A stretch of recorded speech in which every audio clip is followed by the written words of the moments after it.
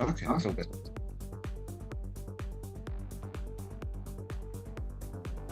Testing instrument. That's something. Okay, I'll be back. Ladies and gentlemen, the captain has turned off the fasten seatbelts.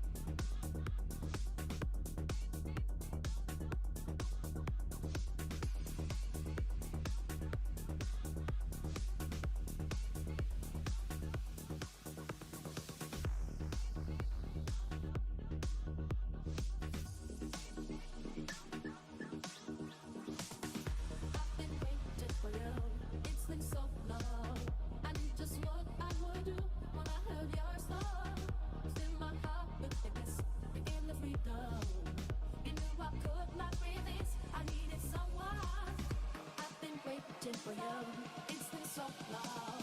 I did just what I wanna do when I heard your song.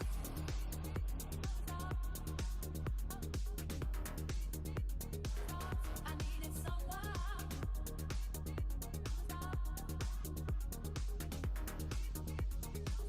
I needed someone.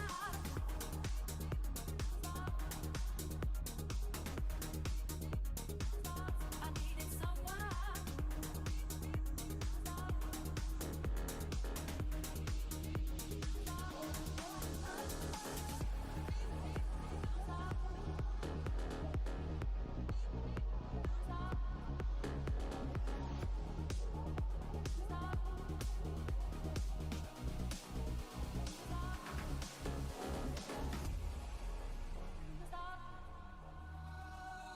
I've been waiting for you.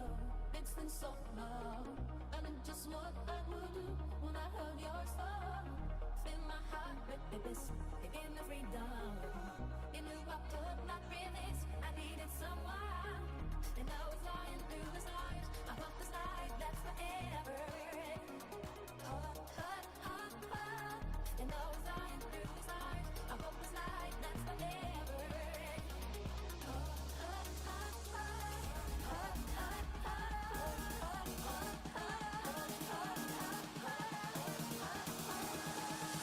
Ain't nobody loves me better, makes me happy, makes me feel this way.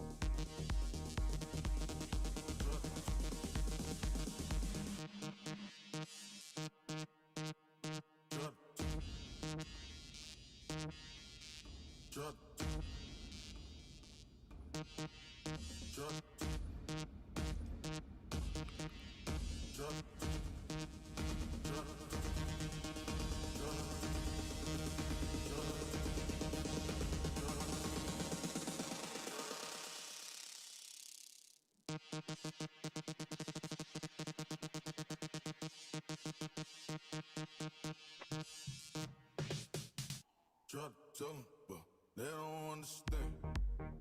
Get the money, ain't no worth playing. Try to tell them, but they don't understand. Get the money, ain't no worth playing. Try to tell them, but they don't understand. Get the money, ain't no worth playing. Try to tell them, but they don't understand. Get the money, ain't no worth playing. Try to tell them, but they don't understand. Get the money, ain't no worth playing. Try to tell them, but they don't understand. Get the money, ain't no worth playing.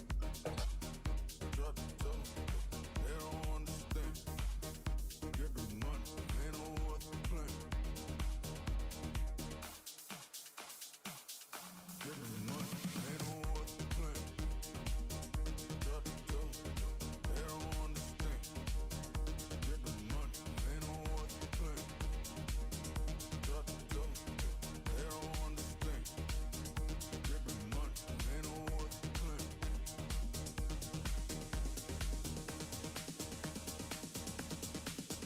Try to tell them, but they don't understand. Try to get the money, ain't no worth playing. Try to tell them, but they don't understand. Try to get the money, ain't no worth playing. Try to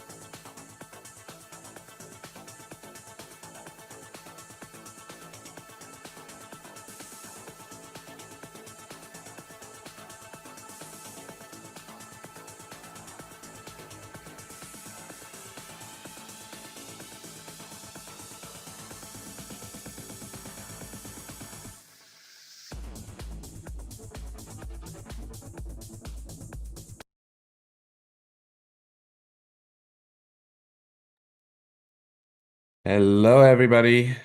Can you guys hear me? Can you guys see us? Give me a little thumbs up. Okay, awesome. All right, I'm gonna hit the record button. We got this all. Thank you so much for joining us today. Today is August the 9th, 9:30 a.m. Love this. Time's up. So I have Mark with me here. You came where? How long have you been in LA? You just came from Australia, right? Just came from Australia about a week now. Okay, awesome. And we've had a little bit of a back and forth in the last few months anyway, because we're working on various projects together. Yeah. And I thought it would be a really cool idea to actually have him join us for an office hour so that the students in the course, and I'll explain everything to the people on YouTube, welcome, by the way, so that the students have the opportunity to have a little chat with Mark as well. And be able to ask some questions that you might have for the scene work that you've been cutting. Mark has been kind enough to give me a license of some of the scenes in his film, The Ever After, Yeah. which premiered at the LA Film Festival. I think it was like, what, That's right. 2014? Yeah, 2014. Okay, cool. And it stars you and your wife, Teresa Palmer, in there, and you guys are obviously cutting 5 scenes to build a story arc of that. So before we get into this, I want to cover 3 things. First of all, students, how are things working with these scenes, what it's like to actually cut real material, narrative, scripted material. Then I want to ask Mark a bunch of questions, and I want to invite you as well to talk about the state of the industry.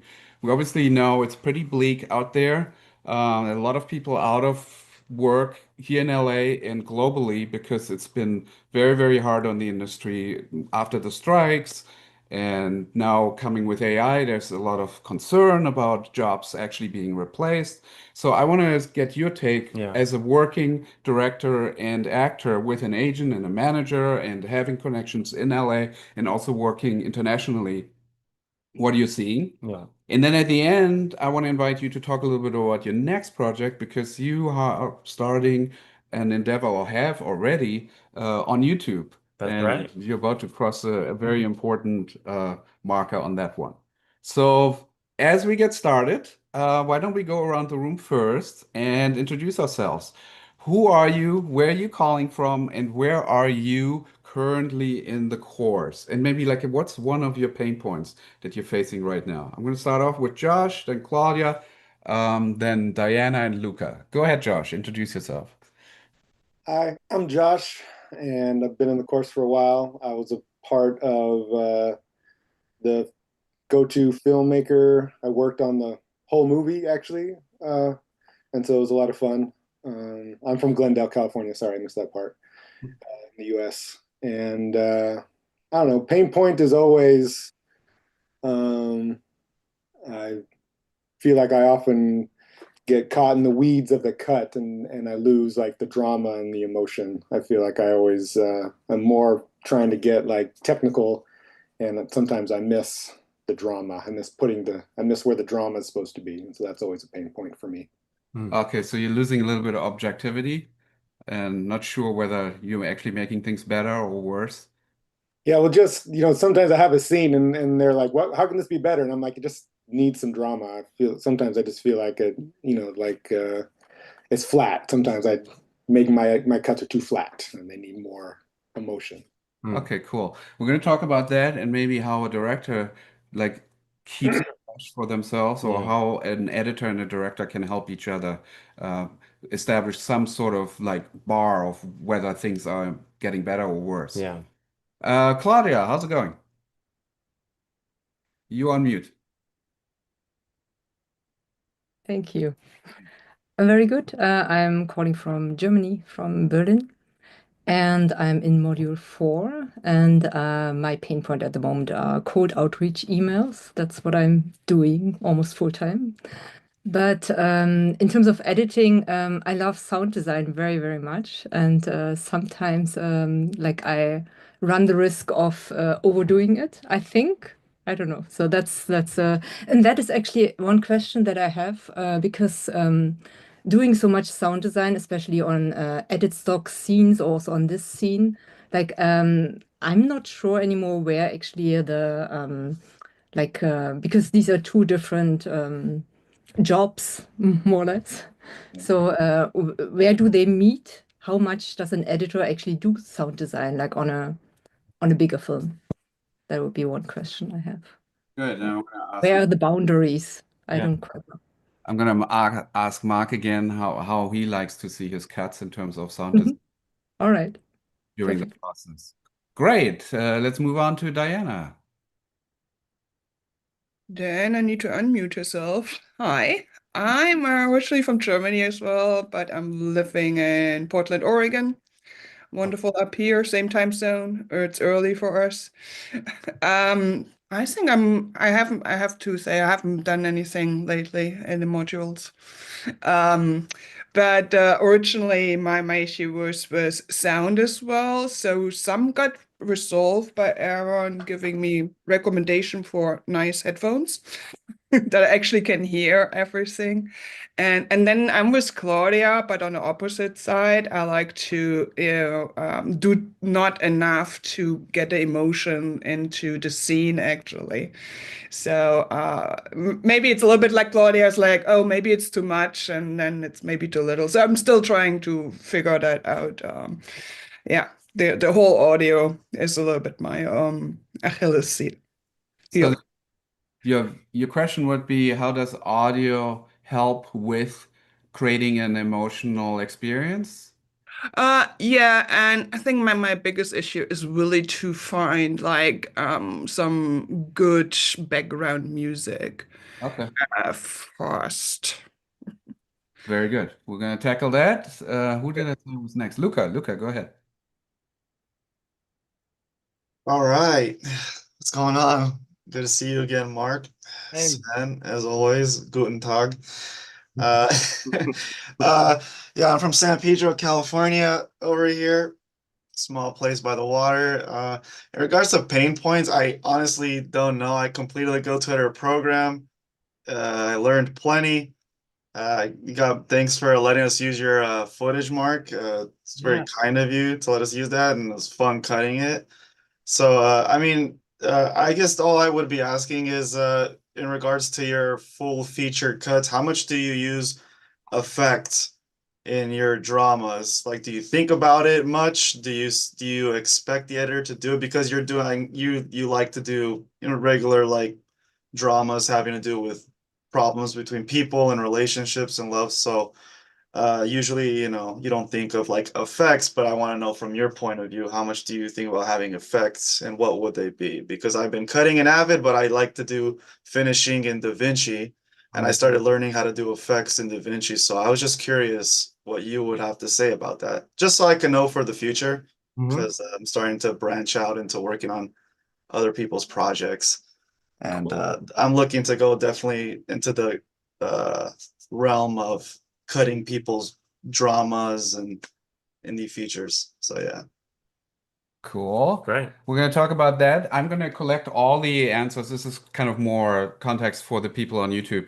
We're collecting all the answers, then I'm going to sort of cluster them as they like relate to each other, so we can cover a lot of things in kind of a conversation style in this office hour. I also want to mention at the end of this office hour, for the people watching on YouTube, you can actually get a bonus, two bonuses, free bonuses, and also a surprise link. So stay tuned till the end, and we're going to talk about it as we're talking about your YouTube project.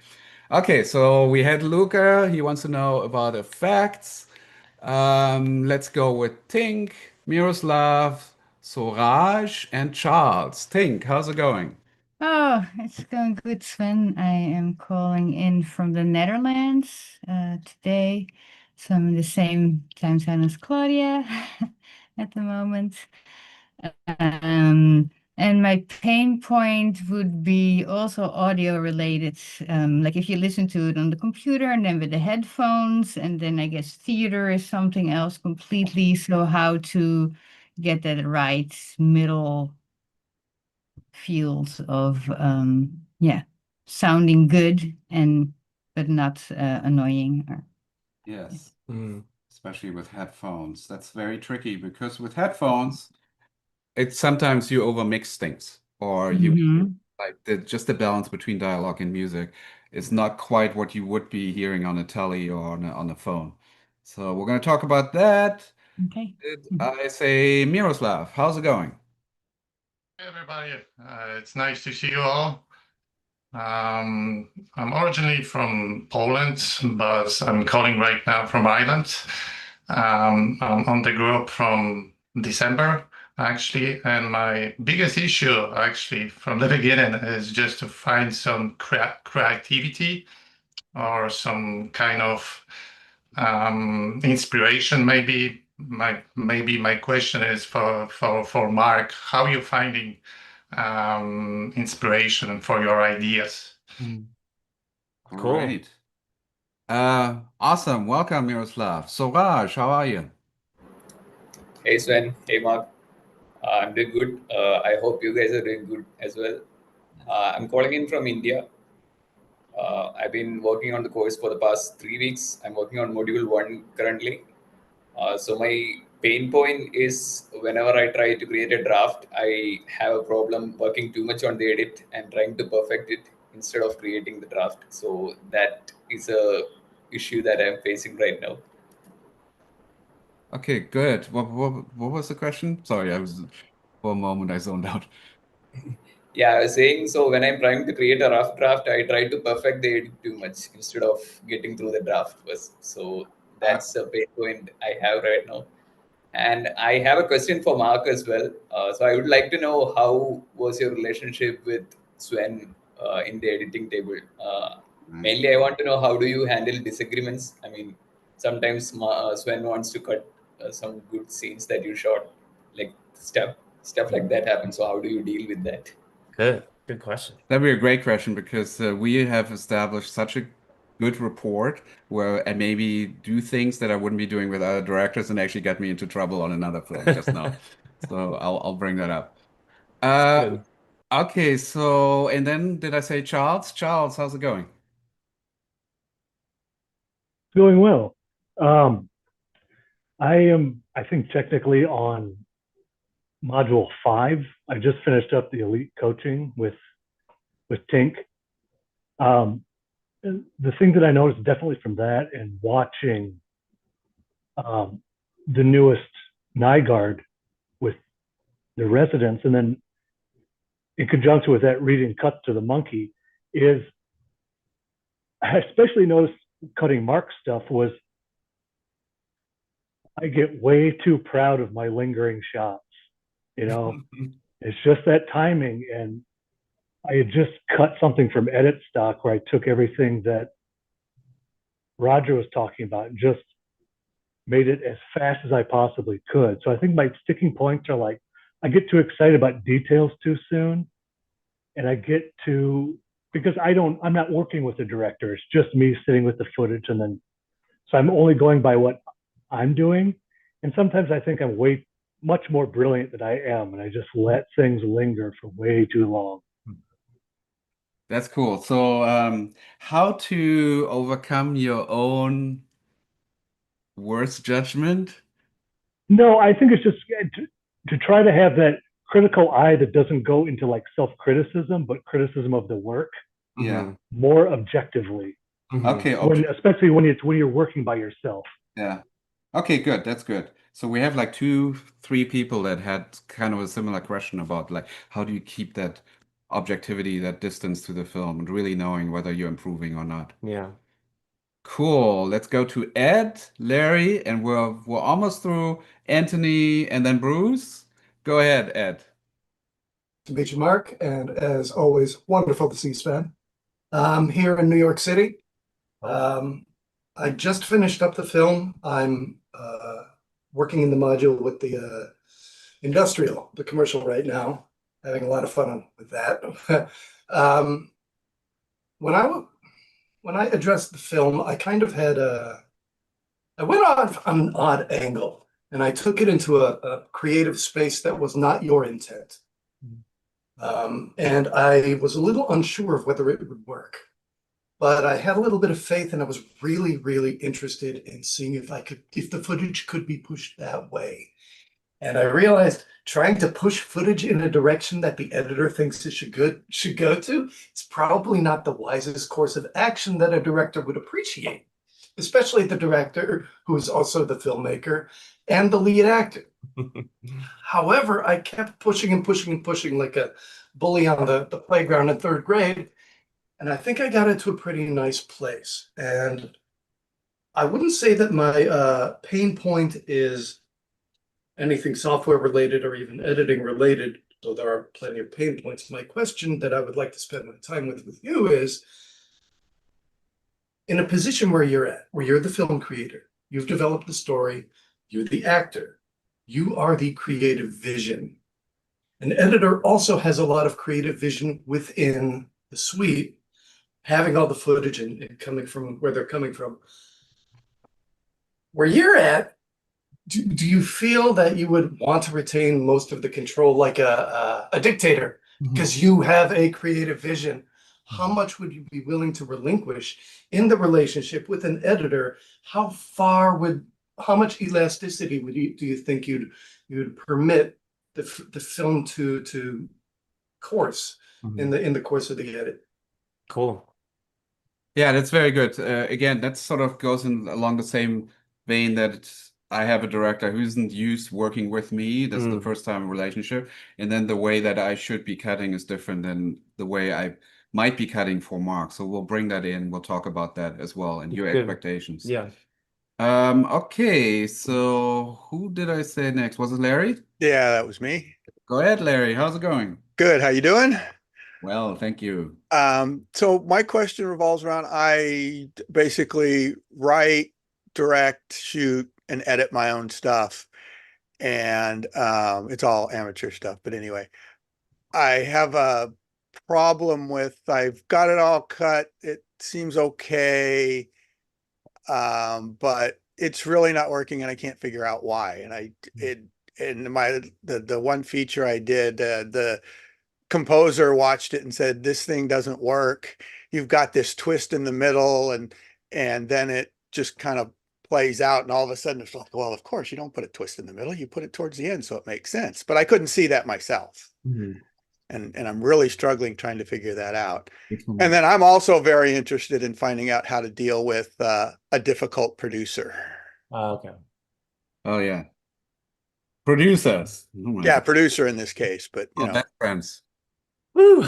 We're just going through something like that. Okay, cool. We'll talk about that. Bruce, you said your camera isn't working, but is your mic working? How's it going?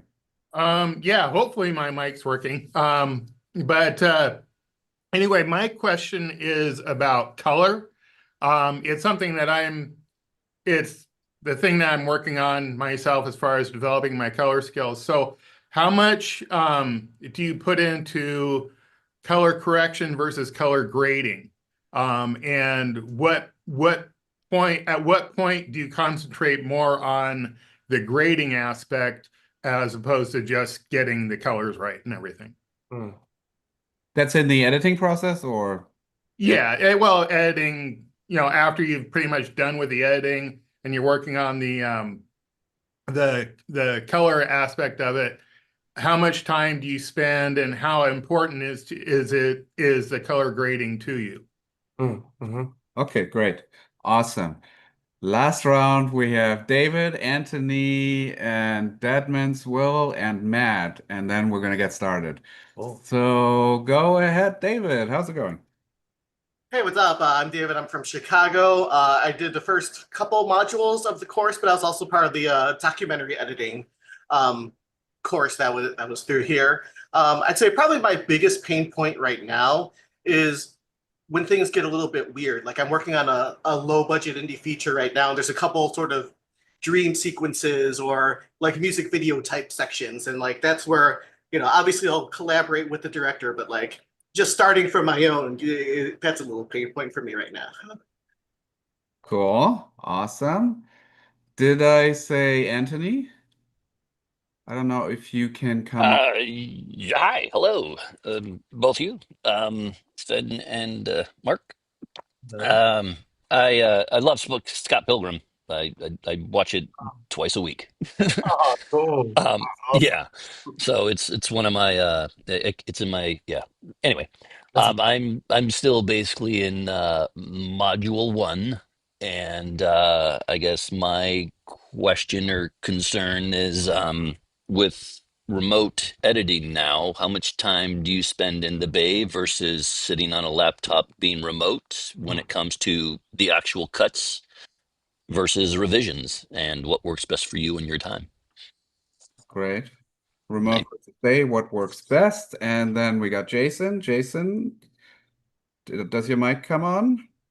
Yeah. Yes. Hey, I don't have a quick question. I'm in the middle of a couple of the modules, and I'm just curious. Off the tip of my head, I'd be curious about what you've recently learned about yourself in the process of making something. Okay.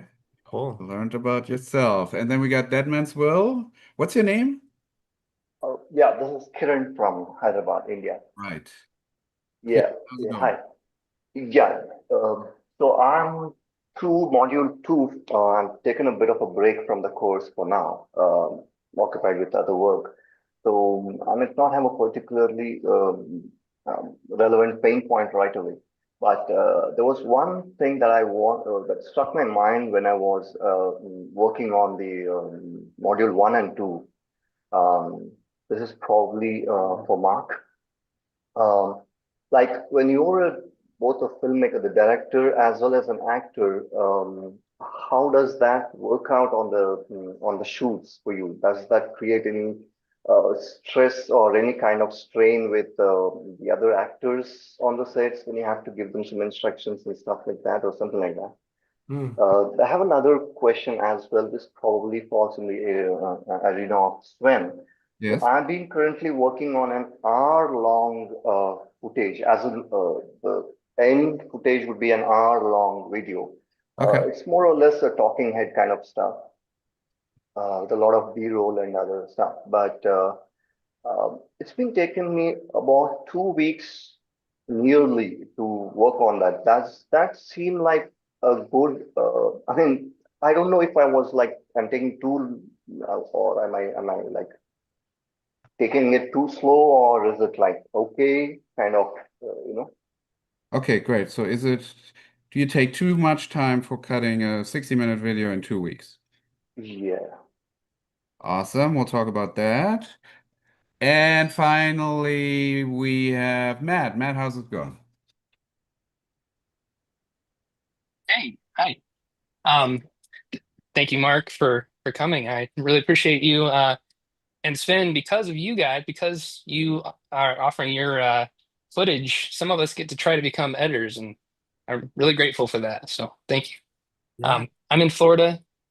I'm one of the camp counselors, and my question is, you've kind of alluded to it. What do you do when you and the director maybe get along too well? I'm friends with the director I'm working with, and working out that area where you don't want to hurt each other's feelings, or you think maybe I'm maybe concerned that the director doesn't want to hurt my feelings, about a change that he wants to make. I wouldn't mind hearing something about that. Yeah. Cool. Awesome. All right. So I'm sensing we have like 4 topics here, and then a little bit plinky-planky. Yeah. So one is about kind of not getting in the weeds, objectivity, going from rough cut to fine cut, how to know how that you're actually improving the film. One is about the relationships, one is heavily about audio, and then one is more like inspiration for yourself as an artist. Yeah. So why don't we start off with kind of when you're getting lost in the work because you're overcooking things, Yeah. which is very hard for both of us. Mhm. We only have the chance to see it one time with unique, fresh take on it. What is your take on how you maintain distance to a film or be able to really judge the work? Yeah, I mean that's one of the hardest things, really, I think, in a way. Because what helps it the most for me is to take space. And you don't always necessarily have that if you're working on a project and there's limited resources or a time frame and you need to achieve a cut or a rough cut in a certain amount of time. Yeah. So it's tough, it's tricky, and so I try to just come up with little ways and games for myself to create distance. In particular, it's really important for me to do that, especially when I'm in something.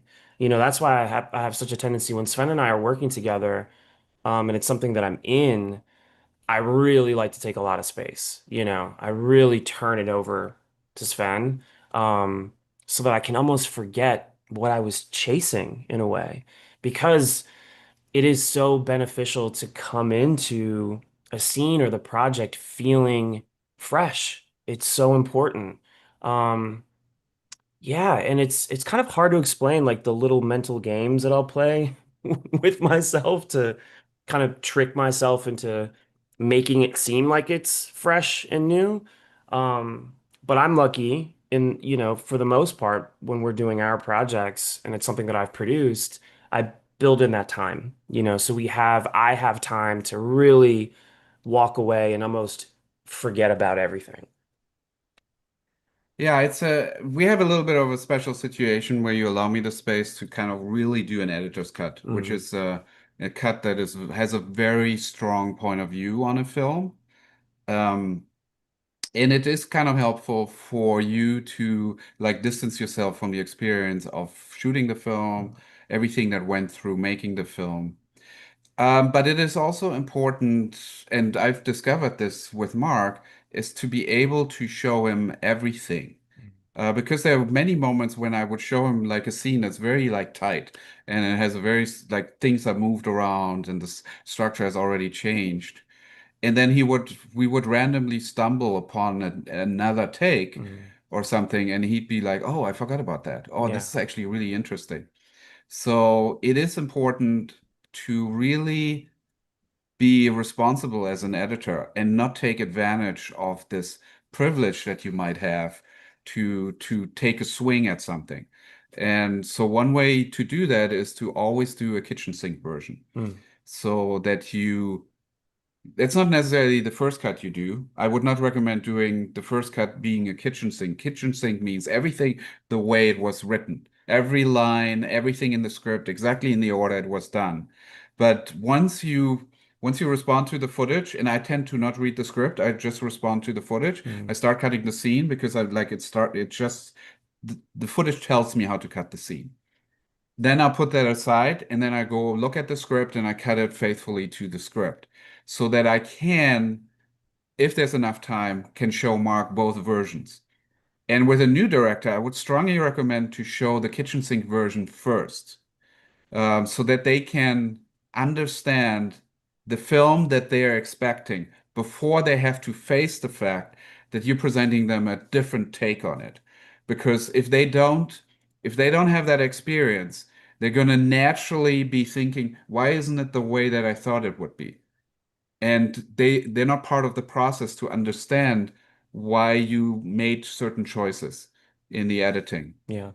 And Mark, do you want to talk a little bit about, we had a little bit of a challenge with the producer on this last film where we just didn't have time to do a kitchen sink version. Yeah. And the producer was also the writer, so it was they now had that experience. We kind of had to walk them through that. Yeah.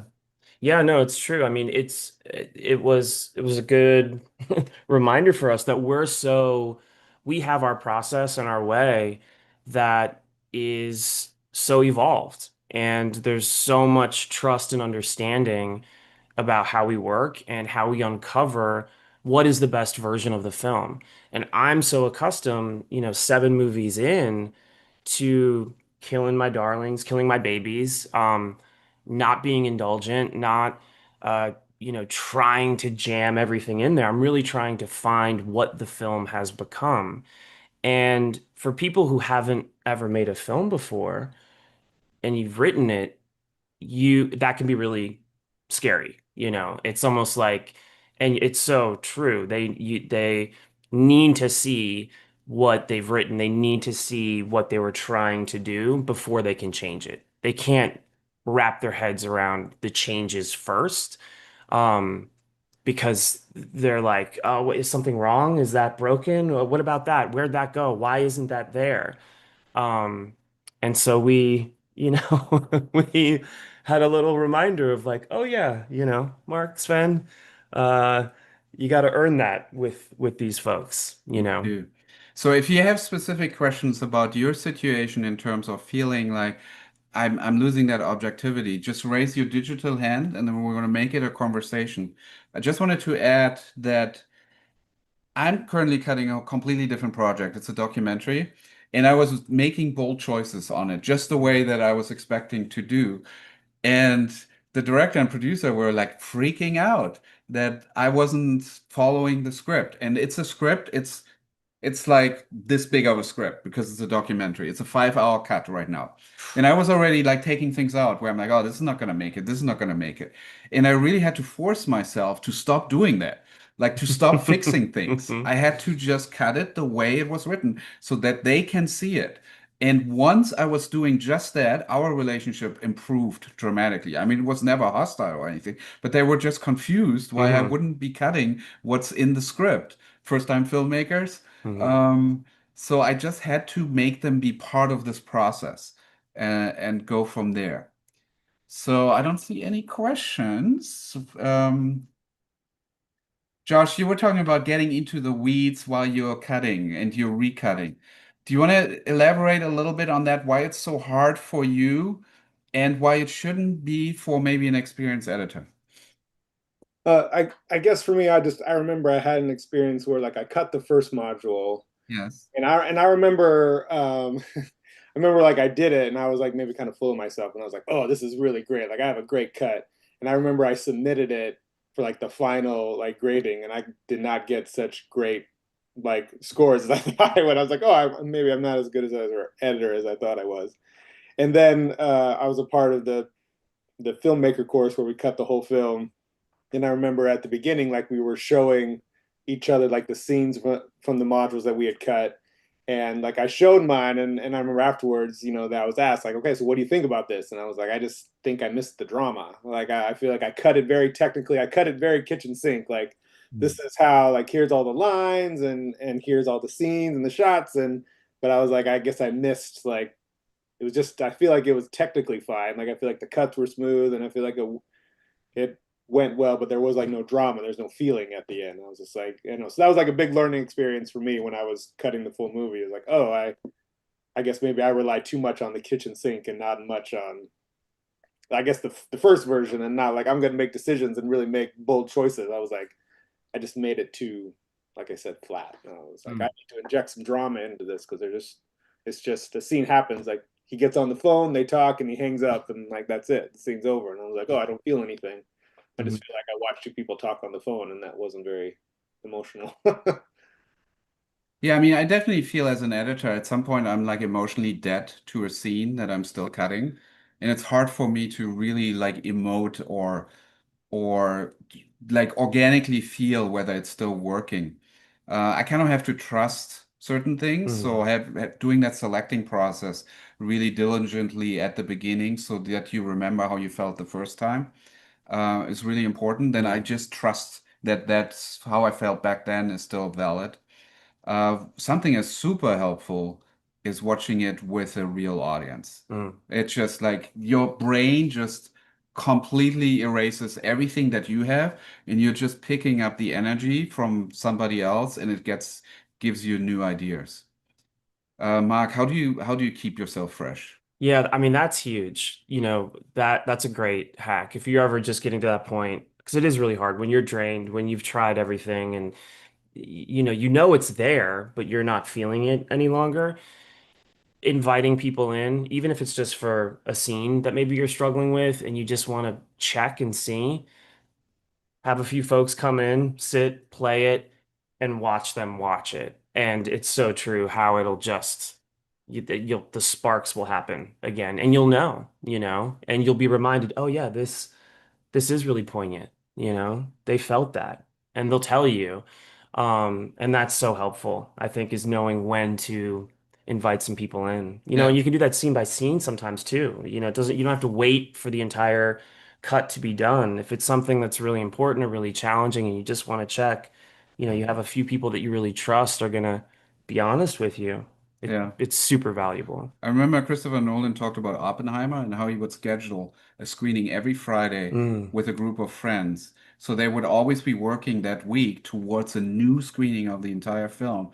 And then he would watch it with them, That's really and cool. then they would pick it up again on Monday. And they just kept the train moving that way. And another thing that I think professional filmmakers, editors, and directors do is they don't dwell on things. Mm-mm. They just get it going. Like Christopher Nolan cut Oppenheimer in 10 weeks. He took 10 weeks Yeah. with the editor, and then it went to the studio. And then they made tweaks or whatever, but he wouldn't take an extra day. He just said, we're going to get this done in 10 weeks. Yeah. And by doing that, you don't have the time to really question your instincts all that much. You just got to keep the train moving. Yeah. Larry, go ahead, ask your question. Hello. First, I wanted to reiterate your point about an audience. From the very first time I ever made a film and showed it to someone, it was a completely different experience in front of the audience. It was amazing. So my question is, when you get ready to cut scenes, the two of you ever discuss what the tone of the scene will be before you start? Yeah, we have, we totally have. And also in its entirety as well too. But sometimes not, you know. Um, but our process is really unique in the fact that I do really lean very heavily into Sven's point of view, his perspective, what he's seeing and what he's feeling.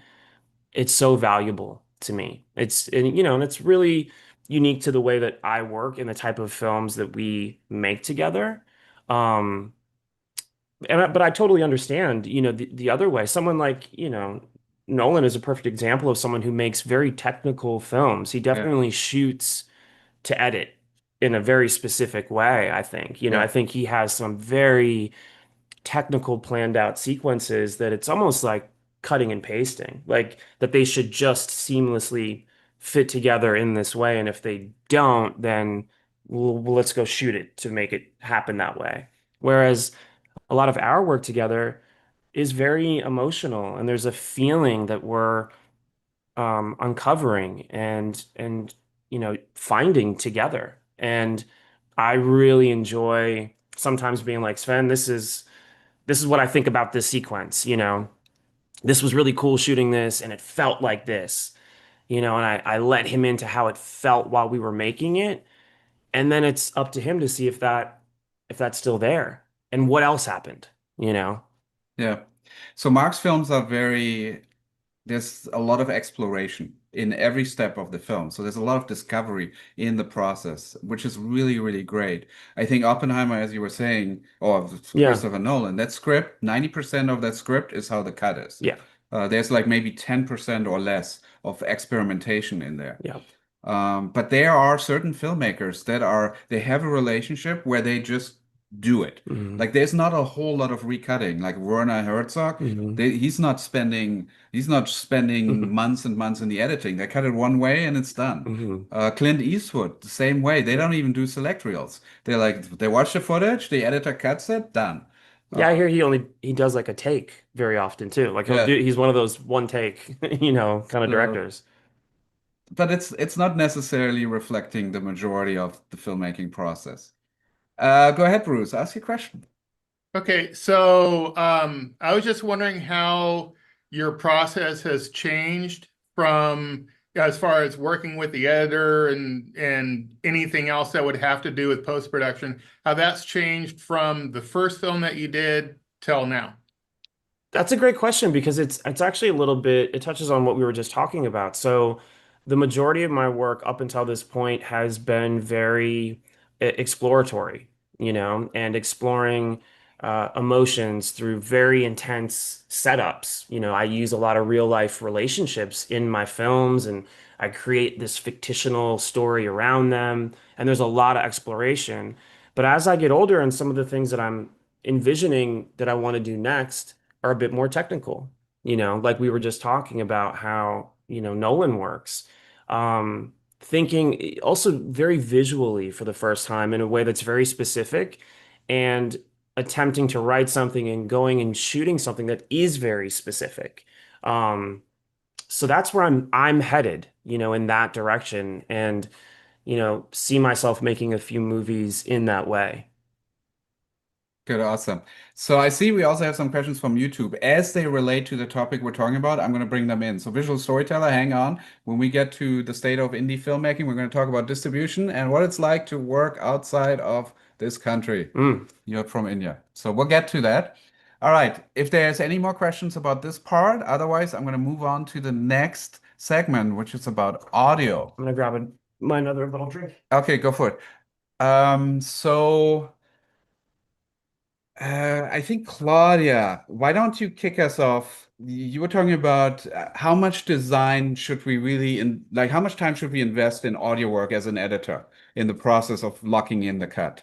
Does that reflect your question, or do you want to elaborate? Yes, like the time, but also like how much of a finished thing is it supposed to be like yeah, because like for example for my last film that I edited, like I edited all the steps, like I put all the steps in that because there was no audio, they didn't record that, so the steps, the breathing, the throwing up, like all, I put everything in. And so how detailed should you work? Like, should that all be there? What does a sound designer do then?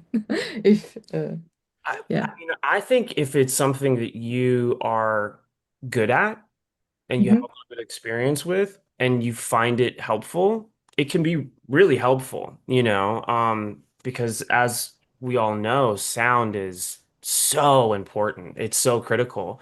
Um, Sometimes it's just the final answer. It's like the final boss of a scene is you realize, oh, a simple little mix and the scene feels better, or hearing the footsteps or that thing off camera, right? And suddenly it's like, oh, this is actually working. So I would say if it's something that you, yeah, are really comfortable with and feel pretty good at it, it can be helpful. But I also would say that you don't want to do too much, right? Like you don't want to lock yourself in and rely on what that's doing. You want to really make sure that the scene is still working enough without what you're adding to it. Yeah, good point. I That's a would good. say it has to be working the audio as an editor is mission critical. I'll explain why in a second. You have to create the illusion that the scene, that the film is ready to screen. So you're not intending to compete with the audio mixer. You're just creating an audio soundscape so that the scene starts to work Mm. because that's the only way you can really fully lock in the pacing of a scene. If you don't know whether you're like the steps are going to sound in this like dead space in a scene, and it's going to fill that up with like information, with experience. If you don't have that in there, you might cut the scene too tight. So the only way to really know how a scene will actually play out is to put sound in there and fill everything in there. But it's like I don't expect the sound mixer to even listen to my temp track. Mm. I would encourage them not to. I encourage composers not to listen to the temp music because more often than not, suddenly I'm hearing the temp score in there when I get the new tracks back. Mm. So I want them to have their own take on something. But to be able to screen it for a festival Yeah. or to submit it to a festival, to show it to a test audience, to show it to a director, to show it to a producer, it has to have the illusion of being ready to screen. Otherwise, you'll get so many more notes. You're fixing things that don't need fixing, and Mhm. it could really hurt the film if you Mhm. don't do the audio. And like people will, like directors will judge your editing for what it sounds like. Yeah, Mhm. I think sure. you're a better editor if it sounds like you've done a polished. Mhm. And you were talking about the music that they would start from scratch, the composers and everybody. How about the sound effects, like really the steps, the breathing? Like, so do you just need to like create the illusion, or does it need to be like complete with EQ and everything? Does it need to sound totally nice already, like when I do it? Or will they also start from scratch They will with, start from scratch. they They, will also start from yeah. scratch. Okay, They, thank you. That is a very important information. yeah. They not they may not listen to your temp track. Hmm. Hmm. Like, why would they? Hmm. They seeing the film for what it is. They Yeah. want to bring in their artistic contribution to the film. What is nice is every now and then you're like, well, the director's like, well, I heard something in the temp mix that now is not there. Can we do the same thing or can we do something similar? Because sometimes the sound mixer might not pick up on a certain intention that is in the cut. And so you get that additional, you have that benefit that you get their take on something, and the director knows also like what was there originally. Yeah. Hmm. Yeah, I do that all the time with you and I. Yeah. Then I'll do something, that I really married to in a way, and I can't think of anything specifically right now, but you often. And so when we go into a mix and a design, I know the things that I want to come carry over from what Sven has done. And what's cool is if you work with a really great designer, they're going to take that and they're going to enhance it and take that idea and be like, what about this? Which is really cool. Yeah. Yeah. And does the edit actually circle back to you, Sven? Like also to like, for example, I had in one film, like I had explained the moving of a character, like that she turns around. I had explained it in the audio, and actually in the final film, it was not there, and so it looked really jumpy to me. I don't know, the director hadn't picked it up, and I had not seen the final version. So do you get to like, how do you catch those things? Because I Well, really found it a pity that it was not in yeah. Sometimes I'm invited into an audio mix.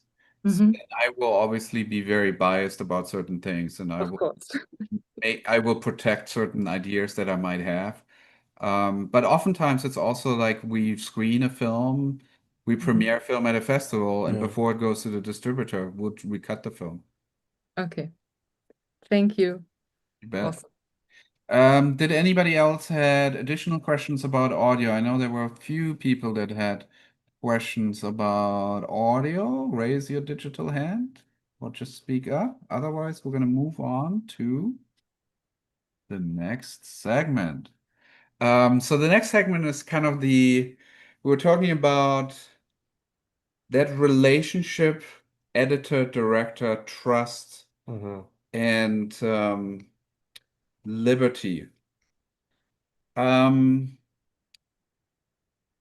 Mark, how was it working with your first editor on Explicit Ills, Oh, which is yeah. just like one of my biggest idols in terms of editing? How was that relationship like? It was really incredible. Yeah. Jay Rabinowitz he was one of the first editors that I ever really paid attention to. What was the name of the movie that he did with Requiem for a Dream? Requiem for a Dream. And Should have won an Oscar for that. yeah, it was like What one the of hell? I know. It was so good from an editorial standpoint. It was one of the first movies that I had seen where I was like, who edited this film? Which was really cool. And so when I met Jay and when I had the opportunity to work with him, I was so enamored, and talk about trusting. I was scared. I was nervous. I was like, do you think what I've done is okay, man? Um, and he knew that, and he had a lot of experience. And so I was really lucky, I got to make a film with someone who was so accomplished and so kind and thoughtful and not like an ego person. And he really was so helpful, and just had a ton of great ideas and really helped guide me and show me that, my voice matters and that he was there because he wanted to be. Was his first edit, was it like a really strong editor's cut or was it more of a kitchen sink? It was a pretty strong editor's cut. Okay. He definitely, there was a couple sequences where he really leaned into some cool stuff. And that was very welcomed, on my end. Again, just because of who he was and who I was at that time, it was like, there was a version where be like, all right, Jay, just you go make it, let me know. And yeah, it was just incredible. It was a really great way to get started. Really great way. Learned so much from him, and just enjoyed being in the room and watching his process. Yeah. Well, I was lucky that he wasn't available for your second film because then I could sneak in. Uh-huh.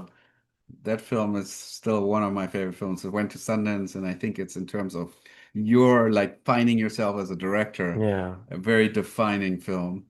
And we're almost already like we kind of already were very experimental in terms of the editing process and how we got to things right from the get-go. And it sort of really informed our working relationship, Yeah. that film, in terms of just trying a lot of things. It has to do with the style. Like Mark likes to create what I would call an activation. Mhm. So there's a scene that kind of has a broad framework, like this is your character, this is what happens, go. Yeah. And then they just go. And so every take is different. And sometimes you only have like a camera angle to this side Mhm. for a scene that plays out in one way. And then when they turn the camera around, it goes in a completely different direction. So you had to really experiment and you had to really tweak it in the edit to actually make the two sides come together. Yeah. So you really had to, there's no script or blue plan. It's just like whatever the footage is going to inform what the story is because these moments just happen. Yeah. And so it was very exciting. Um, since we've worked together, you've worked with other editors on Yeah. one film, more films than one? No, just well, yeah, yes. Placing the words initially with someone, but then it was Dustin Right. and I. Oh yeah, Yeah. right. So was that relationship different, or was there something there that you really liked that we're not doing? Not really. You sure? Yeah. Okay. I mean, it was good to go. You know what was it was good for was to go out and be like, I don't really like that. No, there was things that were good and interesting. But I think what it didn't have is what we have, which is a history together. And I think that at a certain point that becomes everything, you know? I have a tendency to work with a lot of the same people because it's really hard to make a movie. It's like trying to pull off a miracle every single time. And so when you have the benefit of having a working relationship that works and you've done it a few times, it's so valuable, you know, because time is so, when you're making smaller films too, and you don't have a huge budget, time is everything. And you don't have a ton of time getting to really know someone so well and the way that they think and the way that they create. And is that going to offend you or am I hurting your feelings? Like you just don't have that time and that luxury. Um, and so when we make something and we've already have that, we don't have to waste any time there. You know, it can just be about the work. And jumping right in. There's a certain risk with that, and that's what Matt, I think, is asking about is Mm, like, what is it when you're getting along too well and right. you're agreeing all the time on everything? Because you need pushback, right? Hmm.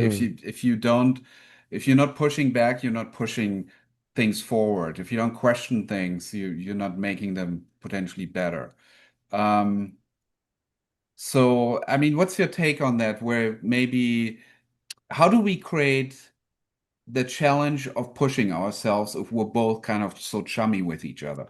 I think we've gotten really lucky. I don't think we've ever gotten into a situation where that's actually happening yet. Like, I think for me, I get so critical anyway of myself Yeah. on a base level. I'm like, oh, I suck, you know, Sven, is it okay? You know? And so I don't think we've ever gotten into that situation because I think we always both have such a strong desire to make something good. Um, and I feel like when we get to the point where, yeah, let's invite some people, you know, I think, um, Flesh and Blood, one of our, our first screenings was so powerful, to have friends come and watch the movie. It was like, oh yeah, no, this is it. This is working. I think that's always a great way to make sure, but I don't we've never gotten into the situation of like yesing each other. Sven's not like that, in my opinion. I don't think you'd ever do that with me or vice versa. I mean, I've definitely picked battles. Yeah. So I agree with nine out of your things Yeah. right away because maybe I think like you did great ideas, Yeah. or even if I think it's maybe not the best idea, Yeah. I'm like I don't think it's mission critical. Yeah. I save that for the one thing where I'm like I think this is a pivotal moment in the film, and if we Hmm. do it this way, I think it's not going to work. Hmm. But then I just present it. I Yeah. don't like not 2 days later when you overruled it. Yeah. I'm like, you know what? Are you sure? Yeah. It's like I make my case. I think this is a reason why I think it should be this way. You listen to it and then you make a decision. Yep. And then we move on. Yeah. That's all I need. Like for my ego, I need two things. I need to be able to do an editor's cut where I'm like, this is what I think the movie is. And then if somebody says no, it's not, then I'm like, good, fine. Yeah. I did my part. And the other thing is I need to be able to every now and then when I feel like there's something mission critical, I need to be able to voice it, but I don't need to be right. That's like because I'm not as attached to films to a certain degree. I mean, I am Yeah. attached, but ultimately, I totally understand and respect what my role is in the filmmaking team. It's not to put my stamp on it, it is to enhance the vision of the storyteller, the director, as the ambassador of the audience. Yeah. Like storyteller, ambassador of the audience. Yeah, I think Yeah. I just think we've gotten really lucky that we both have such a great understanding of that. That we've avoided any kind of tricky situations. It's always about the work, and I know that, and it's been great in that way, because I see other people get bogged down in so many other things that affect the edit that have nothing to do with the film, and that sucks because at that point you're managing emotions that have nothing to do with the project that you're making, and it's just a waste. Larry, you have a question. Yeah, in Flesh and Blood in the party scene, Sven originally cut it light and you wanted it to be awkward. I was wondering if you remember that conversation that the two of you had about Oh, how boy. it was completely different than what you wanted. Flesh and Blood party scene. What scene is that? You mean where I come back and the strippers where Yeah. Yeah. Oh, right. Yeah. I don't even remember. I don't remember that. I don't remember that. I remember. Yeah, I don't We did have a different take on that scene. I remember that. yeah. I don't remember. What was it, Larry? What was my take? I wanted it to be what? You did it fun and lighthearted like a party. Okay. And I believe Mark wanted it to be awkward because he's, just got out of jail. He's coming in. There's all these people here. It's all overwhelming. Yeah. Which makes a whole lot more sense. Yeah. For the Yeah. Yeah. I don't remember. That's okay. It Yeah, was a yeah, I long don't time remember ago. like how we but I mean it's another good example of Yeah. just like the just the way that we work together. It is very unique. When something is so exploratory, um and it's a nice like check and balance. Like I know when I'm like, wait, I think it should be like this. I know that I almost trust it even more because I know Sven would tell me if he thinks otherwise, which is so important. And sometimes that'll come from him having a very specific idea first, and then I get an idea because of that, or vice versa. But there's so much trust there that we're just in service of the story. Um, and it becomes very liberating when you Yeah. can operate from that place. And in a way, I mean, there's kind of a blind spot that you have as an editor. Like in that particular scene, I just see the footage and maybe I missed the bigger picture at that moment. I just felt like the scene should be this. And then I don't think I would have argued a whole lot about, no, it shouldn't be about that. Once I understand, oh, the character needs to go through this, and this is what the scene is about, then I'm like, okay, Yeah. now I get it. Yeah. So yeah, should be fine. Which is like, it's really important not for an editor to really get too attached and have ownership just because you fall in love with your work. It's Yeah. really like, how is it serving the film? Is it serving the storyteller that sees the film one way?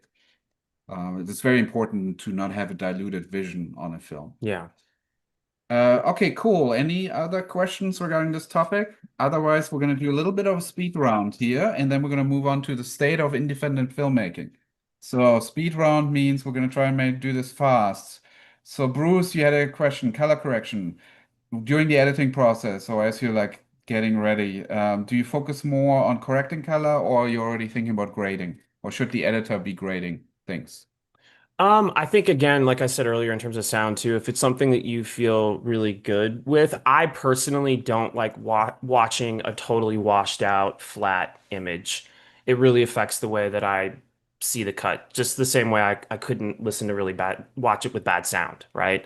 Um, so at least applying a LUT or a look or something to the cut, I think is so important. In terms of the final grade, I think you wait, until there's a sequence that is very specifically needs something that helps it. If it's just so disjointed and you need to add cohesion um, through the color. But yeah, I Yeah. think, you wait until the final step. And it's really, you should let the DP take the lead on color. Yeah. You worked with Patrice Crochet. He had like 5 or 6 films at Sundance. He has a very strong point of view on everything that Yes. relates to camera work. Yep. And I remember on actually the Ever After, I showed you cuts and you could not get comfortable with the film at all. Mm-hmm. And then I think it was Patrice who said, "Why don't you make everything darker? Mm-hmm. Like just put a simple everything darker, couple stops, Yep. and then show it to Mark." And it changed everything for you I remember watching the that. film. Yeah.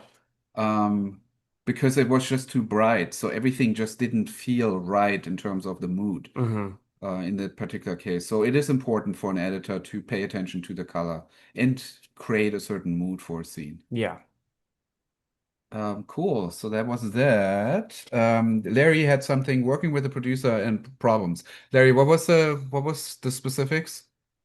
Well, it was I just knew that the producer gets stuck on really tiny detailed things, and she felt that everything should be in the exact order it was in the script. She wants kitchen sink versions. But fortunately for me, she took too long to review it and couldn't remember what was supposed to be in there, so she didn't recognize all the stuff I changed. So now I got a bunch of technical notes. You're violating the rule of thirds and a bunch of stuff like that. So I got past it because she took took a month before she looked at the cut. Mm-hmm. Rule of thirds as in composition, or Yeah. Okay, Yeah, interesting. she's very hard and fast on everything. That's a problem I have. We have completely opposite creative ideas most of the time. So hard. But she told me I got creative control, so I pushed back a lot Well, that's good. because I directed it also. So Right. Okay. Well, yeah. I mean, look, what I will say about that when it comes to, working out personality stuff, uh, I try, just the way I lead my life, I try to be as honest and as kind and direct as possible. And, I think when you get into something that's really challenging, with someone just personality wise or leadership stuff, it's it's really it's really hard. You have to pick and choose battles. You have to be strategic, I think sometimes, knowing when to really draw a line in the sand or push back or fight for something you believe in. And I guess for me, the hope is I'm always working with people who understand that that's a part of the creative process. Like, don't mistake my passion for the project as being arrogant or unkind or hard or difficult. It's passion.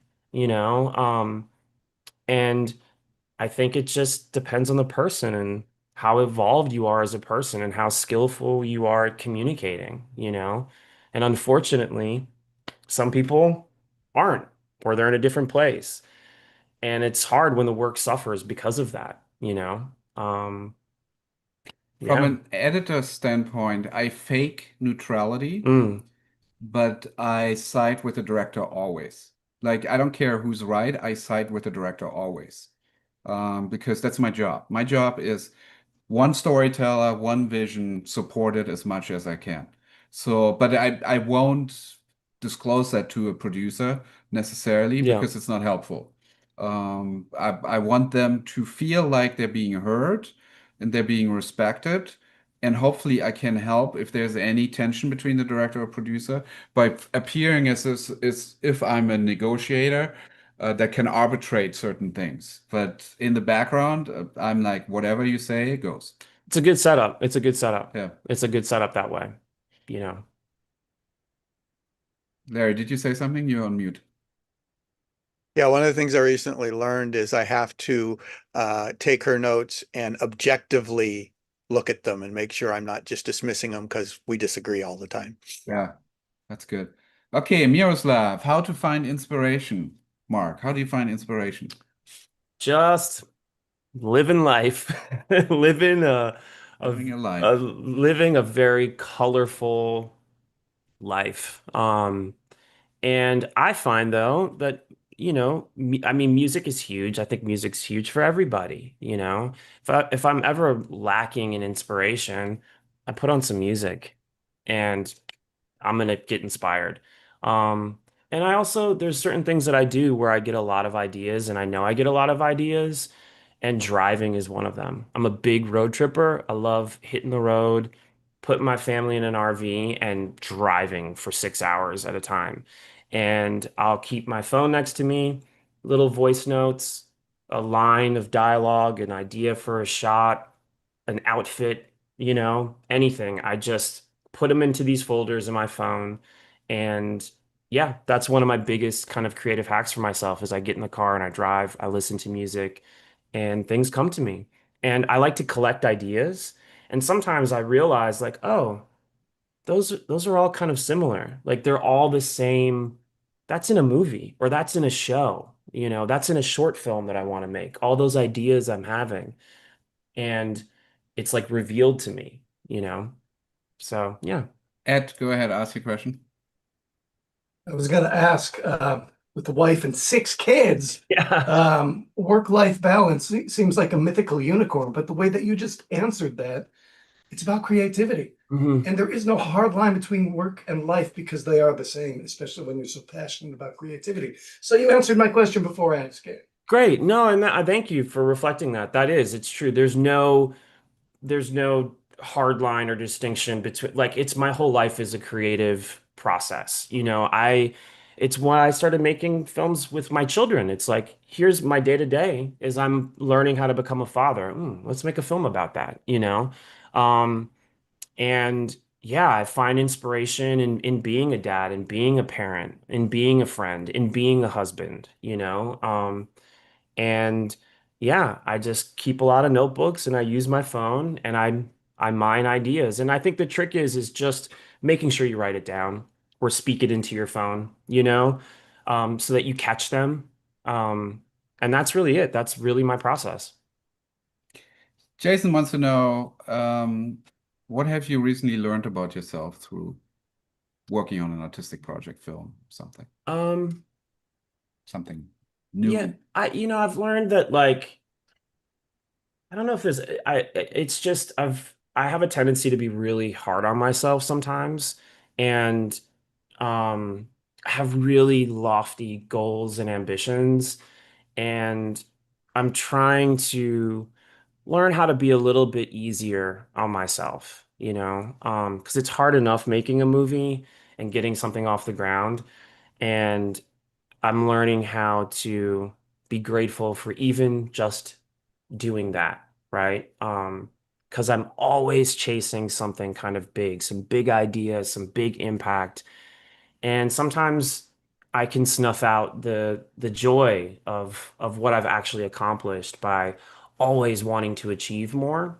So I'm learning how to be a little a little gentler with myself, I think. I have a question here from a YouTube viewer. Husky wants to know, how do you direct? It may sound stupid, but how do I talk to the actor? Do I act it out for them and they copy? Do I talk to them a certain way or what? Well, no, that doesn't sound stupid. I think it's actually a really good question. It's different. It's different each time. I think, you know, it depends on what the scene is and what you're attempting to make. And if you hire an actor who has a lot of really great ideas and you're looking for them to show you ideas, then no, you don't go in and show them exactly how to do it, right?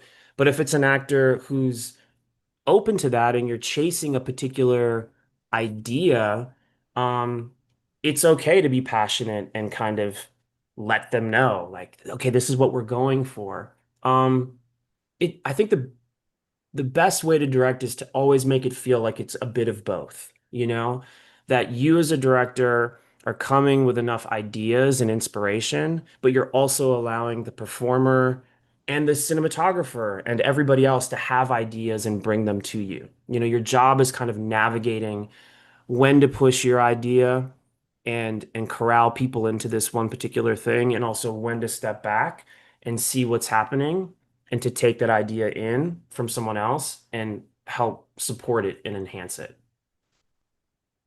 Awesome. All right, so that sort of concludes this segment of the office hour. Kieran, I know you asked about the 60 minutes in 2 weeks. I think that's quite good, actually, in terms of not spending too much time on it. It actually seems like that's pretty fast, unless it's really just so simple. You said it's like a sit-down interview or two people talking.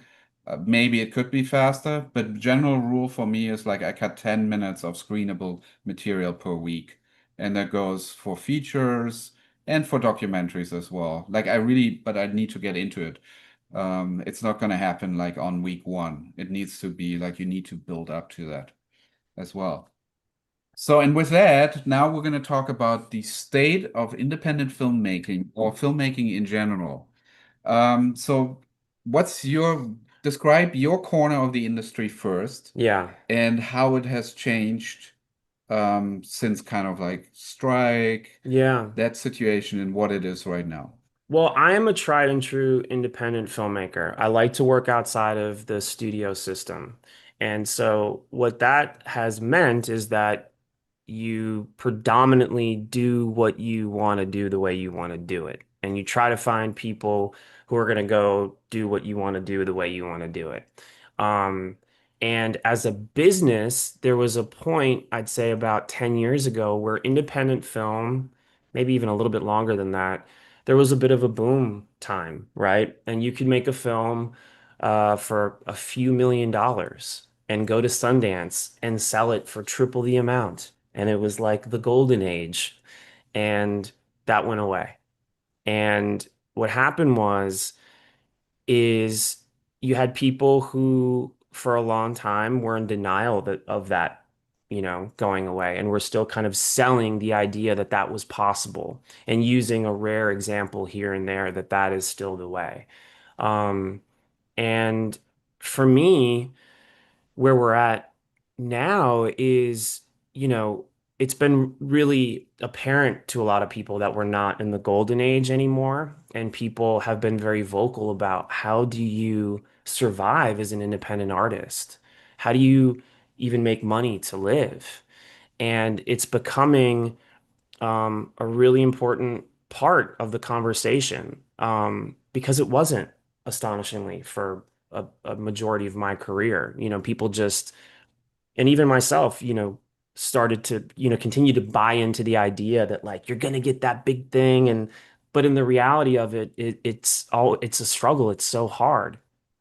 But I would be fulfilled by each project that I would put together because I would go out and get the money for it, and that felt like such an accomplishment. And so even though I was making films for really small budgets, it was deeply meaningful because I made it all happen, and I was able to provide opportunities for people to work and people that I admire. And it was awesome. And that still exists. But then you have this thing of the business, right? And the industry of it all that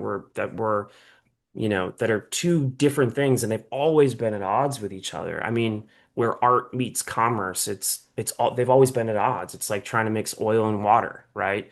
And it's still like that, but the business of making movies in general, not just independent film, has drastically changed.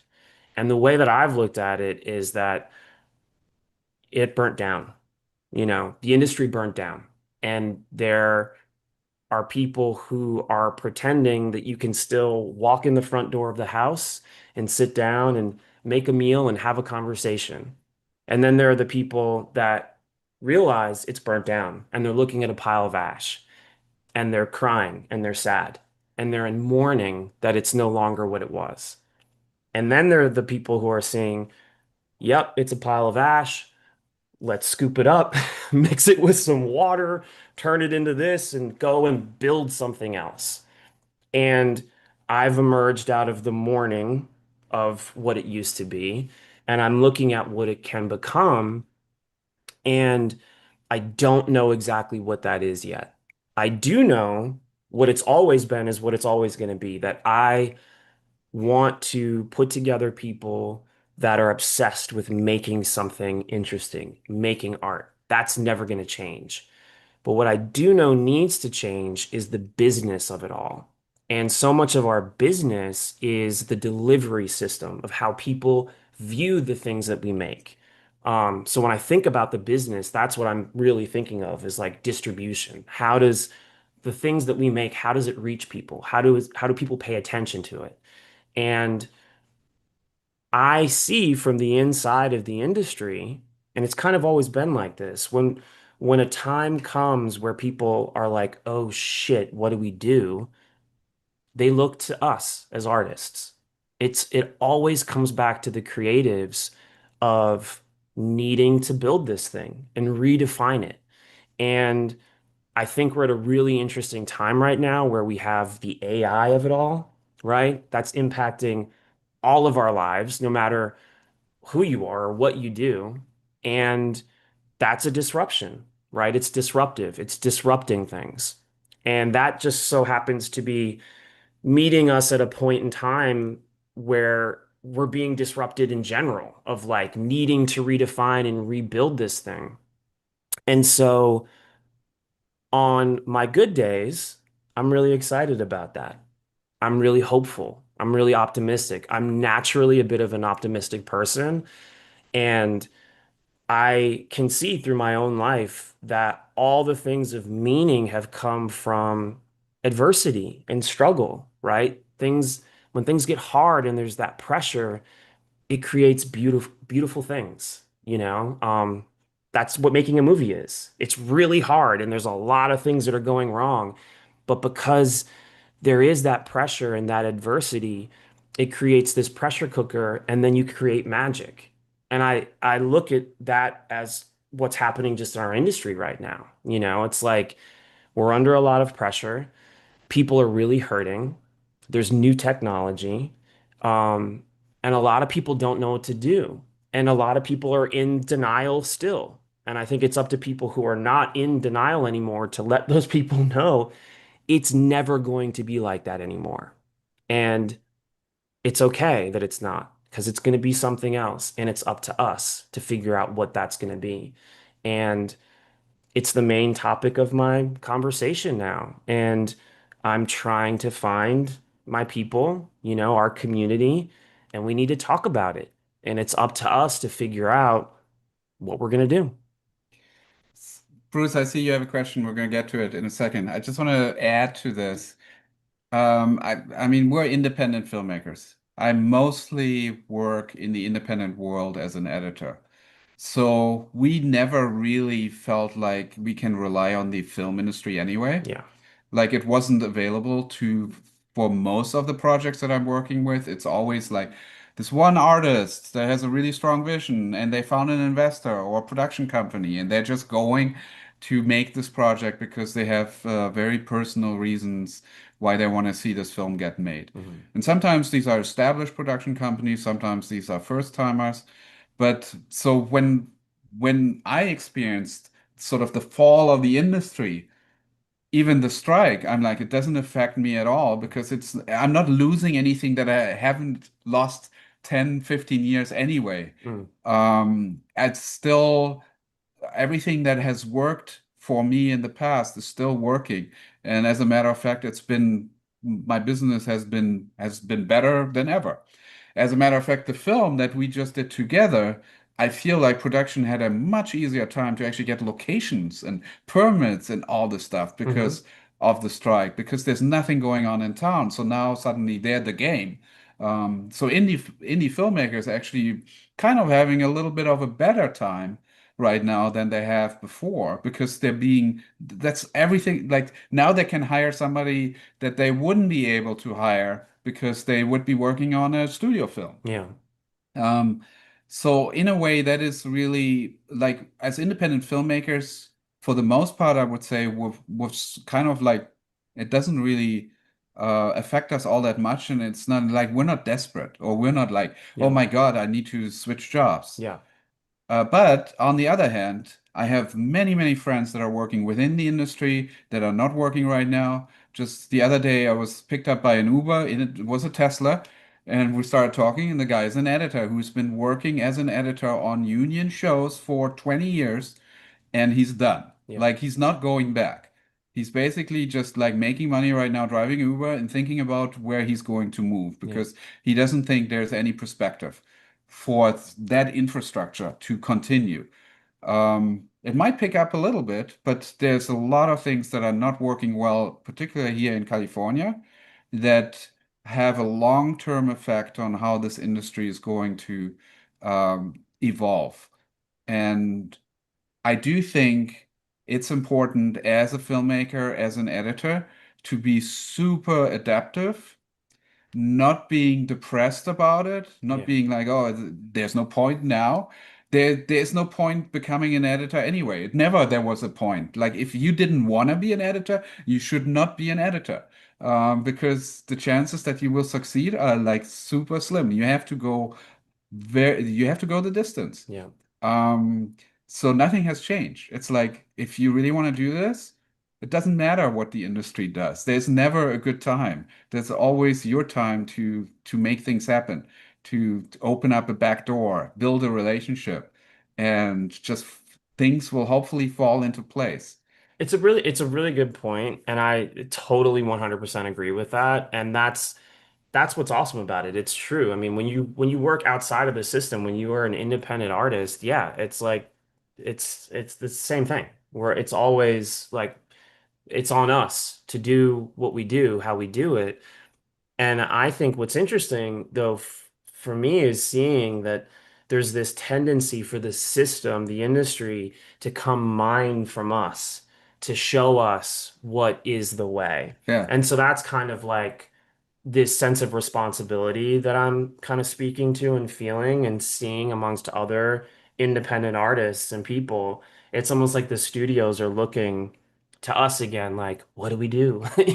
Because Netflix needs that person who has been accustomed to going out and writing and directing and starring in their own thing. They need someone who does it all so they can take it and mine from it, right? And use it to build their business. And that's happening again in a way that's different as their business has been so affected.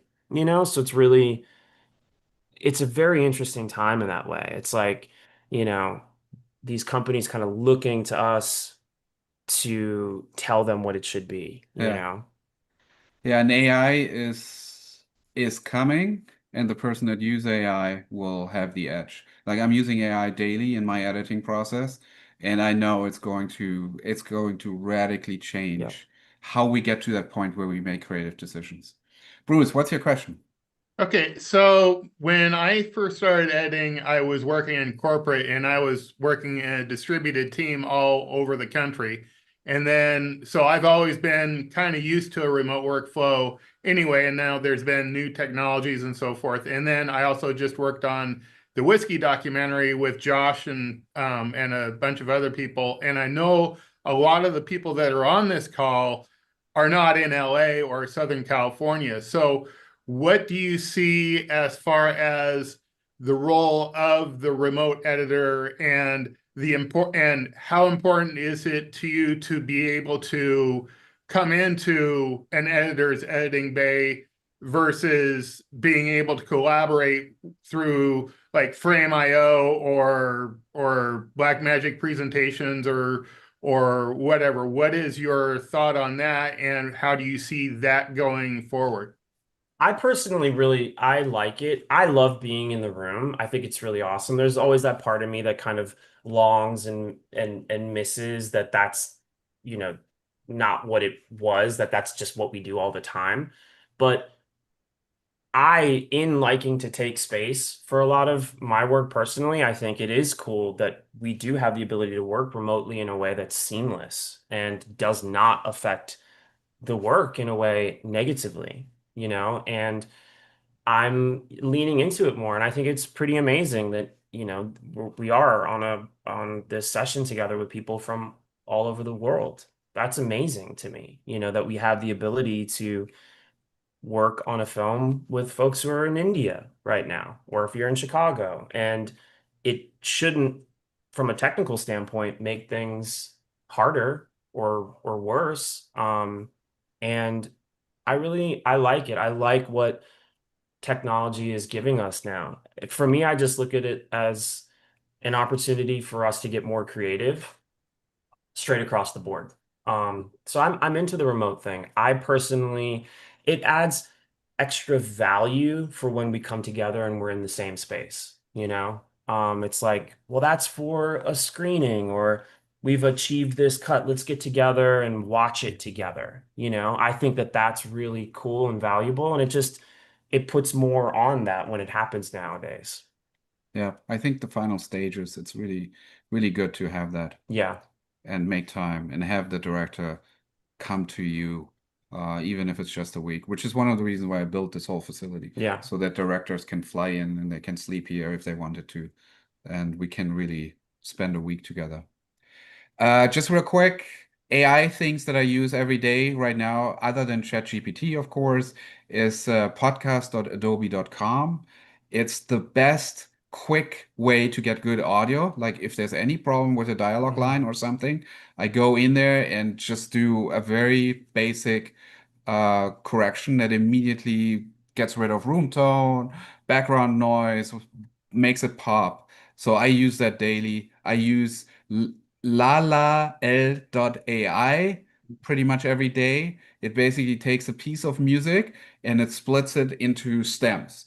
So you might have noticed in theaters now when you watch trailers, you have always this cool song from the 80s or the 70s, and they like have the voice dip in, dip out, or they have sting outs and all this. This is created through AI. They now have complete control over a song. They can completely rearrange a song and decide when the the voice comes in, and I use it now daily. Like the documentary I'm cutting now, Yeah. I'm looking for local artists in that area. It's like it covers different states. I'm finding the coolest independent artists there. I grab their music, I put it into La La La AI, and I cut scenes with it. And Yeah. then it's like it gives me that authentic feel for the scene. Yeah. We can go after those artists and license that music, and we're really like making a better film, and we're helping people in those areas with the stories that we're telling. That's great.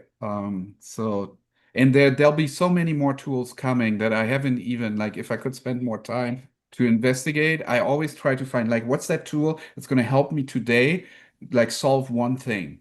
And once I find it, I'll just keep on using it. Yeah, go ahead, Miroslav. Yeah, my point is, I'm really happy that I can hear from you that you are actually using AI, because I found myself actually past, I don't know, a good few days. I'm really like even obsessed with the possibility of the tools AI. I think it will because I will tell you something. Here in Ireland, I find out, many people are hate, if somebody's, create something in AI. But in my opinion, it's it's a great tool, for the creativity. And yeah, as I said, I'm really like even obsessed with this for the filmmaking, for the create something, very cheap. And one person can create like a full length of movie. It's actually better and better every day. And I can see, it's changing every day. All those tools are more able, and it's like I'm like as I said, I'm really kind of obsessed with this. How this became, these days. This technology is amazing. That's my thoughts on it. So I'm really happy to hear that you are using this every day. Yeah, and it's only the beginning. It's only going to get more. The assistive stuff will come first, but it will also create whole stories in AI. I mean, actually, I interviewed for a film that was completely produced in AI. Every shot was done in AI. Every voice was created in AI, and they're running to be the first film to be released based on that. But the person behind it is completely in control creatively. It's like Mhm. it's almost like they're directing the AI, they're making takes. They're telling AI to create the Mhm. shot, and then no, it didn't work. Create it this way. And then they're training the AI to actually learn from it to because one of the biggest challenges you can't repeat something and modify it slightly in AI when it comes to videos or so. It kind of always like does a Go from new the thing, beginning, and yeah. it's very, very hard to actually listen to directions that seem to be very simple, like a director saying, "Hey, change this by 3 frames," or "Can you like find a Mhm. reaction shot?"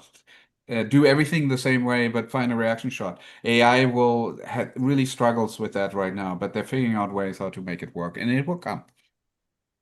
All right, but one thing we haven't talked about at all in terms of kind of the disruption of the industry and how everything is shifting, there are two facts. First of all, we're never going to watch less. There's never going to be less content. It's going to grow by 10 times in the next 5 years. So there's only going to be more stuff that's being made. So that means more jobs, ultimately. More people that actually use AI to tell stories. That's number one. Number two is Netflix is not afraid of HBO or NBC or Amazon Prime. That's not their concern. Their number one concern is YouTube. YouTube is the biggest um, attention grabber when it comes to audience. So the fact that filmmakers are not thinking about YouTube is a problem because for them, Mhm. because somebody will figure out how to use that medium to start telling stories that will replace a lot of the things that we consider to be traditional media. And so Mark Mhm. kind of had that realization himself and is starting to get interested in YouTube. So what are you thinking? What are your thoughts? Well, I have a lot. I just started a channel called From the Heart. Um, and it's exactly what Sven has just said. That in terms of disruption, it's been YouTube. And YouTube, it's interesting. I mean, it's synonymous with the internet, right? And the internet, when the internet started, it became this new delivery system, which Netflix took advantage of, right? Streaming was just the internet. Suddenly now you could be in your house and you could watch shows streaming to you. You didn't have to go anywhere else to get them. And with the internet and with YouTube, it started this whole thing of YouTubers, right?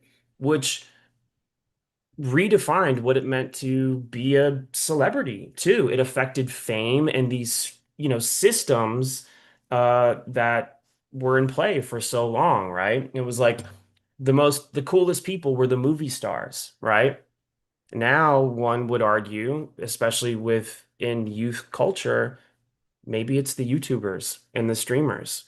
And that's been really painful for people who have been working in a traditional way. And so for me, I've reached this point where I just have this obsession with delivery systems, right? And the way in which I watch stuff. And I realize that, wow, I am spending a lot of time on YouTube. And I have respect for people who have built out this delivery system. And I think we're at an interesting point now where someone like myself, who's an independent filmmaker, is like, oh, wow, I should really start to take advantage of this.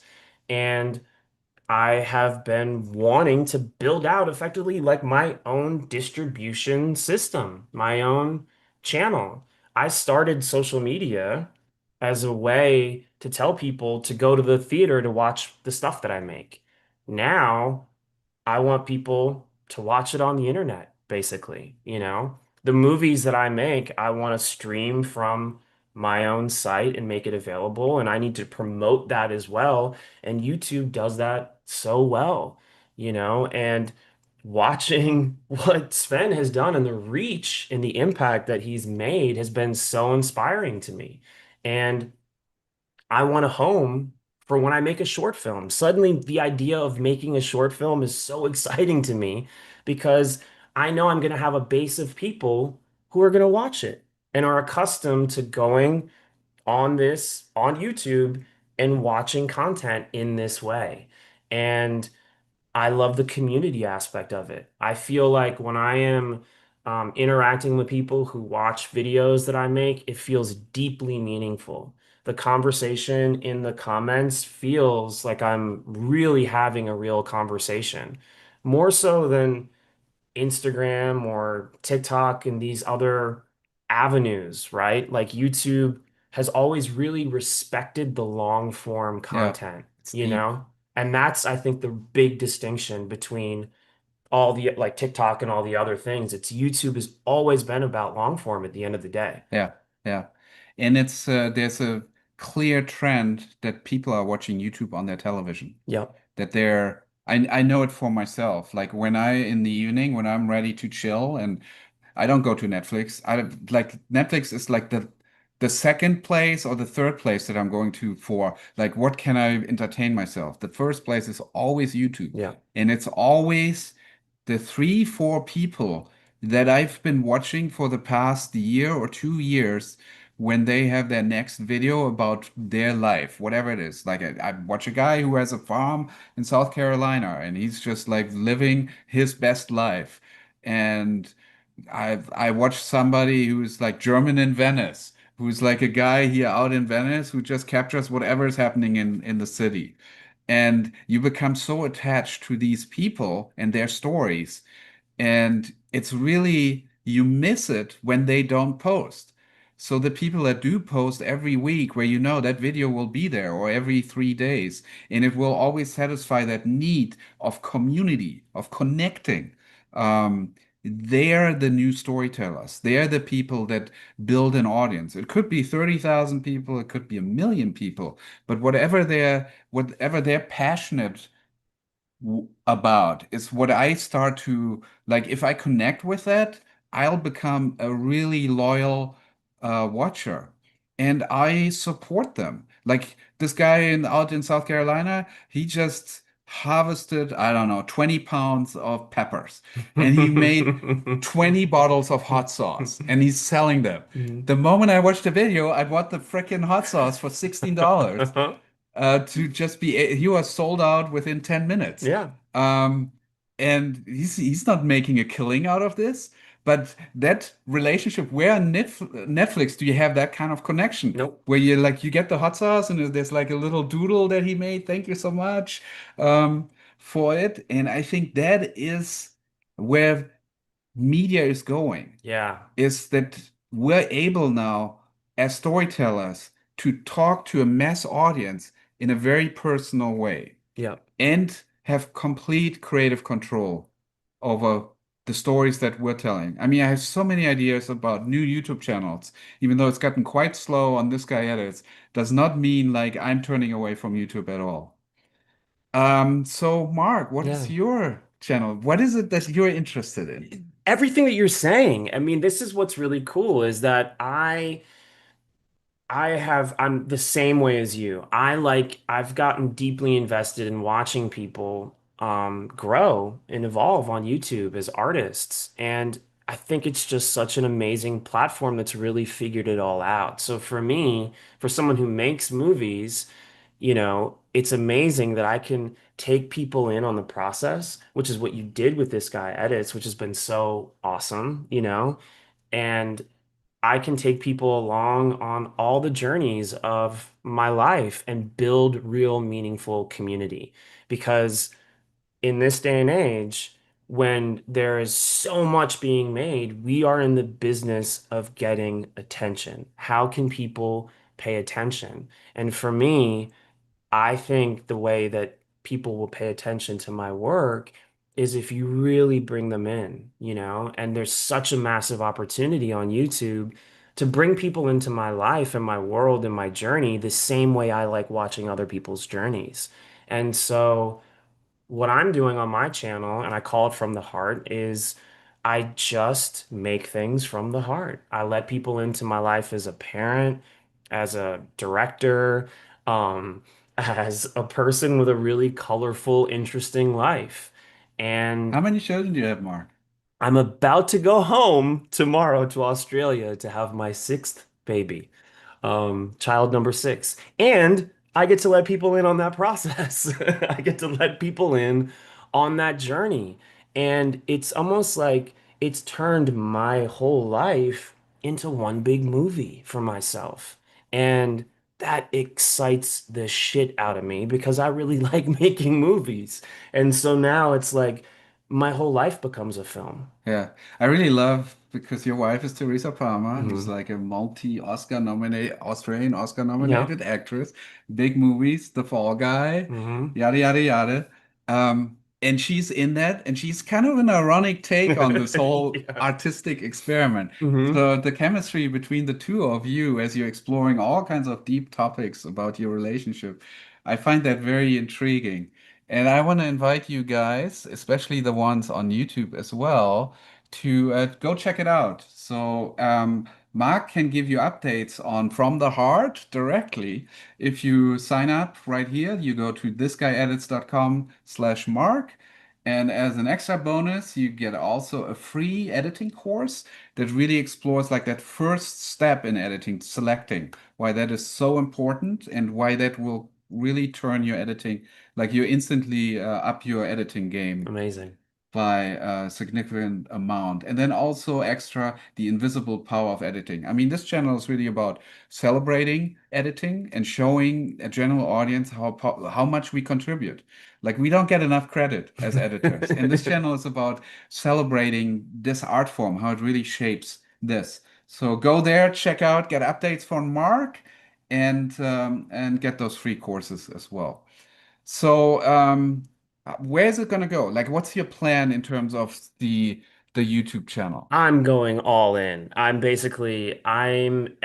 is nothing safe in my life. I'm putting everybody on notice that I'm turning every relationship and everything in my life into a film in my mind. And I'm building a community. I really want to build a community so that when these films that we make and short films and I've also been getting wild ideas of like, oh, creating my own series and creating a character and watching people kind of, watch this person and creating a story within the channel, multiple stories. Like my mind is swirling with all the places that it can go. Yeah, But what it'll always be is me just talking about things that I think that also really matter yeah, in life and in the world and platforming other people that I really care about that I think would be interesting for other people to get to see and know, you yeah. know?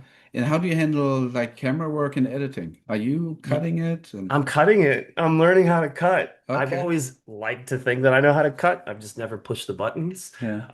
So I'm pushing buttons now. Teresa has actually edited a lot of the content Oh on wow. our channel. Teresa is a fucking amazing editor. Um, but she won't edit for me all the time. It takes Uh, too much time, so I have to and what learn. software do you use? She is cutting everything Yeah. on iMovie. Okay, cool. That is the Teresa makes iMovie magic. And it's pretty amazing. Um, but I'm Final Cut is where Yeah, I'm going. yeah, For me. It makes the most sense, everything that I know, and I know that DaVinci is yeah. pretty You awesome want to keep for it simple. DaVinci is like you gotta like really to get into it. yeah, I'd be calling you too much. Yeah. I've yet to cut a feature in DaVinci. Okay, yeah. So it's it's good. Yeah. It's great, but it is something like you want to keep it simple, Yeah. especially when it comes to YouTube. Like cut it on CapCut. Cut it on Yeah, your phone. completely, totally. And I have even just I did one video with the native app within DJI, Yeah. it was so easy because I shoot on my little Pocket Osmo and it just goes right into the phone and they have their little edit system and I only needed to make three simple cuts. So it Yeah. was so easy. And then right from my phone, boop, upload. Yeah. It just so happens that that very first video that I did in 2016 about the movie Flesh and Blood, Yeah. like that first video right now is being rediscovered by the algorithm for some reason. So it's actually Oh, like my cool. third highest viewed video every day now. That's And cool. rewatching that video, I'm like, man, I mean, it's rough. It's Yeah. like the colors are off, the framing is weird, the audio isn't quite what it is now, Yeah. but it works. It Yeah. still works today in terms of just the authenticity of here I am, I don't know what I'm doing, I'm just gonna show you the process of editing this movie. And here's the drive and plugging it in, I'm getting the footage in, let's go. Yeah, and I think that and that's an interesting thing you bring that up, and I Yeah. think I'm going to lean into that aesthetic a little bit because as YouTube got really massive, and someone like yourself who's really an amazing editor, you have the tools, and there's a lot of videos on YouTube that became really punchy, really, and they work. And I think for me, I'm going a little leaning into my aesthetic of being a little less punchy, a little more kind of rough around the edges and embracing that. Yeah. And I'm kind of seeing that it's resonating with folks in a way, Yeah. Yeah, I kind of really miss it. Like I want to go Yeah, back to not being too polished because once you get to that level, you always feel like you need to maintain that. maintain that. Yeah, And that's part of the reason why I've been slowing down on this channel is too. Like I feel like I've done a lot of things and the things that are like super polished are not really connecting anymore. yeah, So I just want to go do new things and start over, like reinventing, make it rough again. yeah, And I think that's what's so great about YouTube is like once you know what your story is, like the thing that's going to keep you going for a year or longer, and you're really into it, it doesn't really matter what level you're at. Like there's nothing you need to do to make a video. yeah, There's not a tool that you don't already have that you could be using right now to post yeah, and figure it out. And then once you're in that situation, once you connect with an audience, then suddenly you discover this freedom yeah, of you don't have to wait for the industry to pick up. yeah. Um, you don't have to hang on because you're so busy making your own things, telling your own stories that it's just not as important. So true. So true. I'm so excited about it. Yeah. I have a question for you guys. Who has a YouTube channel? Raise your hand. No one? Oh, Luca, Kieran. Yeah. Okay, there are a couple. Are you making content? Raise your hand. Yes, Kieran. Josh. Yeah, Luca. Hmm. Who is watching YouTube every day? Okay. Who's watching YouTube on their television set? I would say like who's watching YouTube was about 50%. Yeah. And now we have maybe of that 40% watching it on TV. Yeah. Just think about how many hours you spend every day watching YouTube or how much is in comparison to all the other media and how that really, really is a reflection of where the audience is going Yeah. and where the industry is not evolving to yet.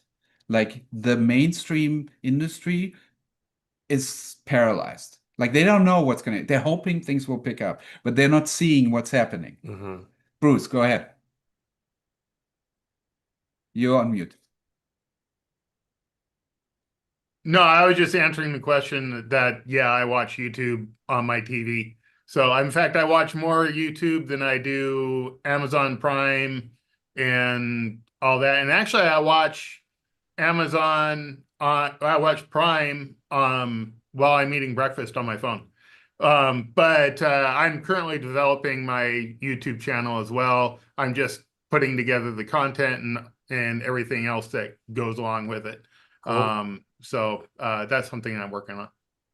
Awesome. It's great. And the thing is that Netflix doesn't have an answer to is that YouTube doesn't invest any money in content creation. They just created a platform where people generate the content. Mhm. So they're just counting the money. They're getting the money, they're splitting the AdSense with Mhm. the creators, but they're just sitting there thinking, how can we get more people to watch more YouTube content so that we can collect more money.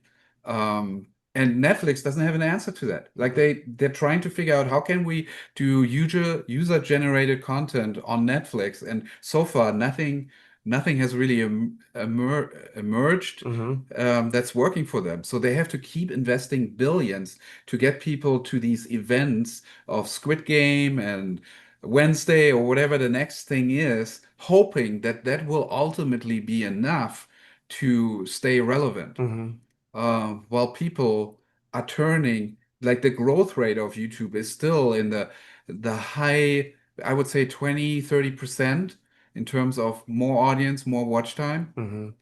Bruce, you raised your hand again. Go ahead. Yeah, actually, I saw something really interesting. There's a YouTube channel I watch called Popcorn in Bed, and it's this girl who she's always watched rom-coms and stuff, and so she's been discovering action movies and horror movies and stuff like that. So she watches those. Well, her channel got so big that the latest Mission Impossible movie, the studio invited out her and a bunch of other influences to go to the premiere. Yeah. And it was for one thing, it was really cool, and then it was just hilarious because it was her and her sister who also appears on her channel. And I thought that was a great kind of bridge between the studio and YouTube. Yeah, that's collaborations. That's an interesting aspect of it.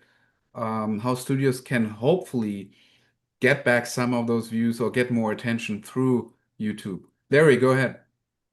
I mean, are you aware that there's at least one company, if not multiple, that are buying established YouTube channels and putting money into them to turn them into very large YouTube channels, hiring lots of people, basically competing with Netflix using YouTube, but they're buying the channels. Yeah, I A mean, bunch of very large ones. that's been a trend, obviously, for many years. Like 2016, they were already buying YouTube channels. Oh, okay. But it's definitely on a different level. Like if you think about Mr. Beast, for example, doing the highest budget ever produced television series on Prime, I think the budget was like 200, 300 million or so. And they're now doing season 2 on Beast Games. Definitely tells you there's going to be some form of crossover. Yeah. That kind of also works in a way that Prime can hopefully recoup their money. But definitely, yeah, it's definitely becoming bigger and more mainstream, more acceptable for YouTubers to be like recognized entities. Charles, go ahead. Given the amount of watch time that YouTube has, why do you think they abandoned their original programming? Because there were actually some really good shows in there, to the point where they're pretty much buried on the platform now, and they've completely given up when they transitioned from YouTube Red to YouTube Premium. Do you think it was more just they attempted that experiment too early, where now it would be more successful? I don't know if it would be, the outcome would be different, but I anticipate what happened is that they invested this money and they got some people to sign up for YouTube Red to watch these shows. But by running the numbers, it just didn't make any sense. What they were putting up when they could just be doing what they're doing now, which is free content for ads, and then nudging people to avoid ads by signing up for premium. I mean, it took me maybe a year or so, but I signed up for premium because I'm like, why would I be wasting my life on watching ads if I just spend $10 a month on getting the premium when I know it's my number one medium that I'm using? Like, I hate ads and I avoid them if I can because I feel like it's a waste of my time. So the value for me to not have ads is not relying on their premium content that they have produced. It's relying on the fact that I just want to get to the content that's already really great without any interruption. Cool. All right. Well, final words for you, Mark. So, how was this experience? First time in an office hour with the Go-To-Editor students. I love it. I want to do it more. I just love this setup. It makes me feel like I'm severely lacking. Yeah, I really enjoy the office hour because it's an ability to like actually experience the the community of the Go-To Editor course and really Yeah. understand what are people really concerned about and what's working, what's not working. And that's so powerful. Luca, you raised your hand. And you're on mute.